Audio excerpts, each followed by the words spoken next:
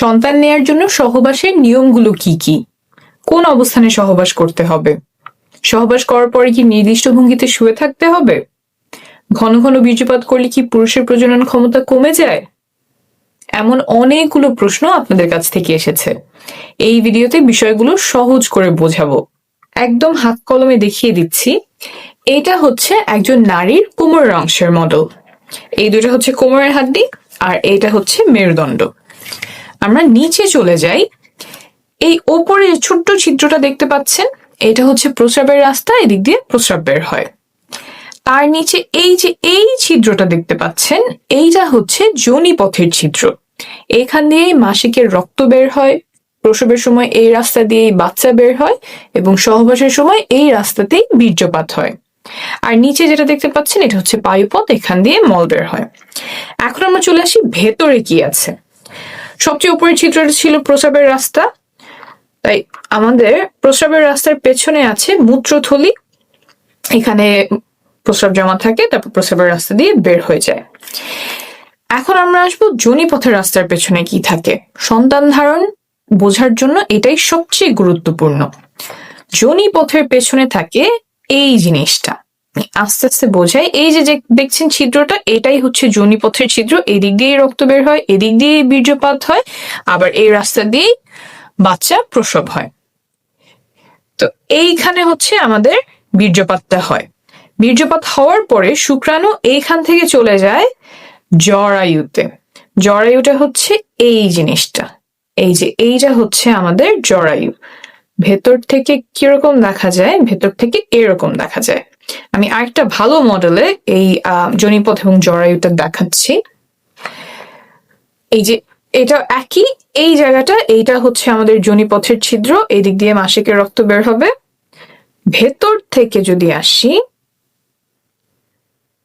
তাহলে এই যে এইখানে আমার যোনিপথের ছিদ্র, এইটা হচ্ছে যোনিপথ, আর এই যে এইটা হচ্ছে আমাদের জরায়ু।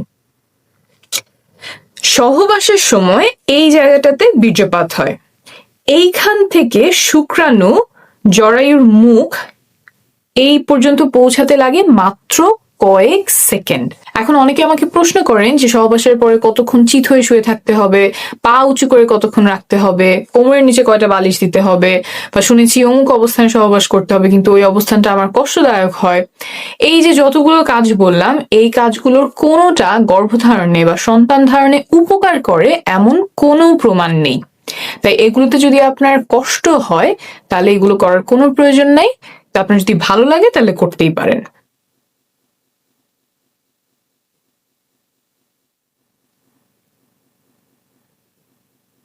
তবে একটা কাজ আছে যেটা করলে গর্ভধারণে বা সন্তান ধারণে অনেক উপকার হয়, এটা প্রমাণিত। সেটা হলো সঠিক সময়ে সহবাস করা। সঠিক সময় বলতে এই যে এখানে যে বীর্যপাতটা হলো, তারপর শুক্রাণুর কিন্তু অনেক দূর পর্যন্ত যেতে হবে। শুধুমাত্র জরায়ুতে গেলেই হবে না, জরায়ুর পরেও আরো রাস্তা আছে, সেটা আমি দেখাচ্ছি। এই যোনিপথ পার হয়ে জরায়ু পার হয়ে নালী পর্যন্ত আসতে হয়। এই যে জরায়ুর দুই পাশে যে জিনিসটা দেখছেন, এইটাই ডিম্বাশয়। এইখানে ডিম্বাণু থাকে, তারপর ডিম ফুটে বের হয়ে নালীতে আসে। এইখানে এসে ডিম্বাণু শুক্রাণুর সাথে মিলিত হয়। অর্থাৎ শুক্রাণুর যে লম্বা পথ, যোনিপথ, তারপর জরায়ু, তারপর নালীতে আসা, এই লম্বা যাত্রায় তাকে অনেক কিছু সাহায্য করে। যোনিপথের যে স্রাব আছে, জরায়ুর যে স্রাব আছে, তারপর সংকোচন প্রসারণ, এই সব মিলে শুক্রাণুর পথটাকে সুগম করে।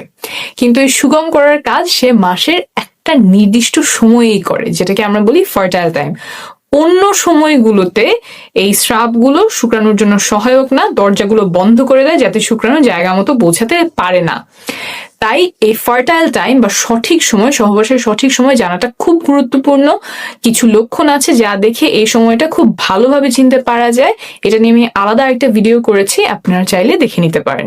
এখন আসি এমন একটা বিষয়ে যাতে সন্তান ধারণের ক্ষমতা কমে যাওয়ার সম্ভাবনা আছে। সহবাসের সময় অনেকে পিচ্ছিল করার জন্য মুখের থুতু ব্যবহার করেন, আবার কেউ কেউ লুব্রিকেন্ট ব্যবহার করেন। ল্যাবে পরীক্ষা করে পাওয়া গেছে যে থুতু এবং কয়েক ধরনের লুব্রিকেন্ট শুক্রাণুর চলাচল ক্ষমতা কমিয়ে দেয়। তাই সাবধানতা বশত এসব পরিহার করার পরামর্শ দিচ্ছে American society for reproductive medicine. অর্থাৎ আপনি যদি থুতু ব্যবহার করেন সেটা আপাতত বন্ধ রাখলে ভালো হবে, আর যদি লুব্রিক্যান্ট ব্যবহার করতে হয় তাহলে এই লেখাটা প্যাকেটের গায়ে দেখে কিনবেন। এসব ব্যবহার করলে যে গর্ভধারণের সম্ভাবনা বেড়ে যাবে তা কিন্তু নয়, বরং প্রয়োজন হলে ব্যবহার করতে পারেন। এখন বলি, ঘন ঘন বীর্যপাত করলে পুরুষের প্রজনন ক্ষমতা কমে যায় কিনা, সন্তান ধারণের জন্য কত ঘন ঘন সহবাস করার প্রয়োজন। একটা গবেষণায় দেখা গেছে যে প্রতিদিন সহবাস করলে সফল হওয়ার সম্ভাবনা সবচেয়ে বেশি থাকে, 37%। একদিন পর পর সহবাস করলেও সফলতার সম্ভাবনা কাছাকাছি থাকে, 33%।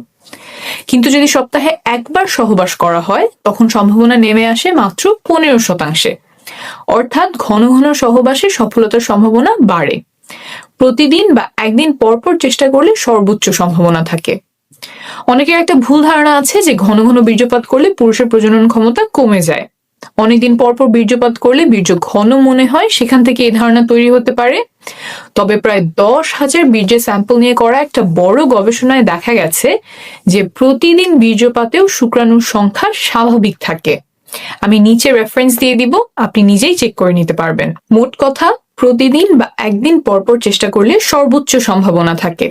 আর যদি ফার্টাইল উইন্ডো বা গর্ভধারণের সবচেয়ে সম্ভাবনাময় সময়টা খুঁজে বের করে তখন ঘন ঘন চেষ্টা করা যায় তাহলে আরো ভালো।